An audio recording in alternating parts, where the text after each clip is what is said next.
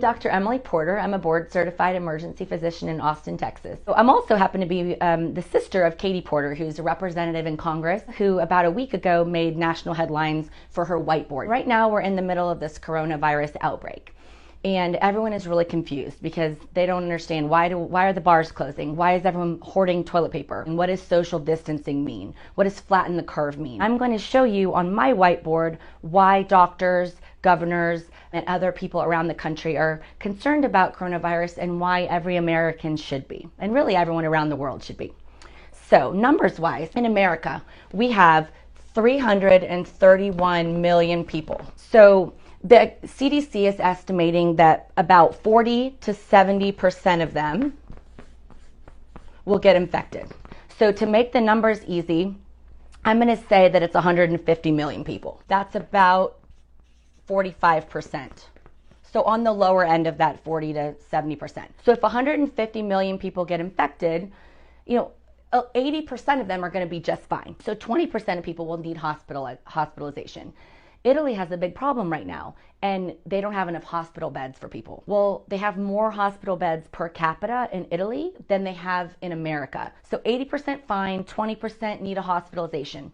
5 to 10% of the 150 million that get infected are going to need a ventilator, life support. What it does is it helps their lungs rest, it helps their heart rest, it gives their body time to heal because we don't have a cure for this virus, we don't have an antiviral drug that works, and we don't have a vaccine. Let's say 5% of the people need ventilators. 5% of 150 million people is 7.5 million vents needed in America. So I started thinking, well, how many do we have in America?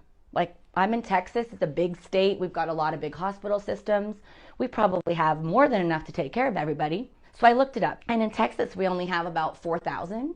And so America-wide, we have about, they estimate between 72,000 and 120,000. We're going to say we have 150,000. So let's say we have 150,000 vents available in the country. 0.02% of people could get a ventilator if they needed one. 1 in 50 people who need a ventilator can get one.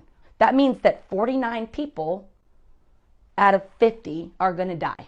That is scary. That should scare you. That scares me. That should scare everybody who can understand basic math, including my second grader, that 1 in 50 are bad odds. So what that also means is that the doctors have to choose who that 1 in 50 is. Can you imagine? Can you imagine if you had to say, oh, I'm sorry, you have had cancer before, so therefore you don't have a perfectly clean bill of health, so you're not worth saving. Can you imagine saying, oh, I'm sorry, you're 80 and I've got a 30-year-old that needs the ventilator? Making those choices, because that's what they're doing in Italy right now. Unless you want somebody to decide whether you're worth saving, or your dad, or your sister, or your baby, or your grandma is worth saving, you have to do your part to prevent us from having to make these decisions, because we're heading there, and we're heading there very, very quickly.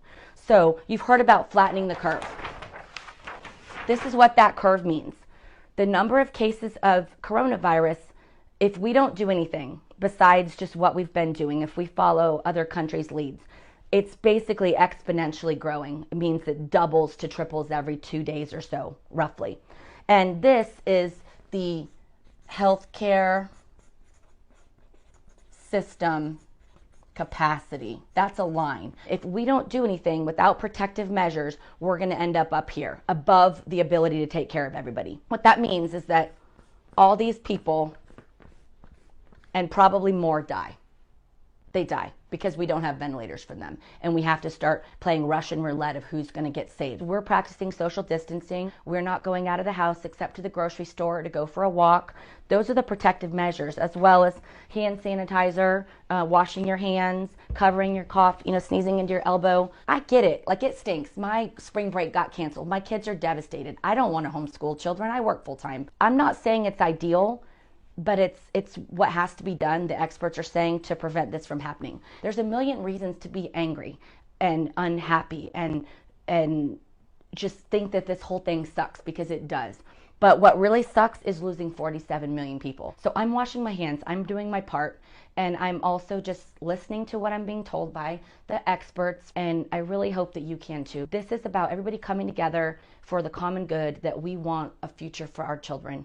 And it's 2 weeks, man. It's like 2 to 4 weeks. And I hope that if you care about anybody other than yourself, including especially these 47 million Americans, that you will also do the same and just not complain about it and just do it, because it's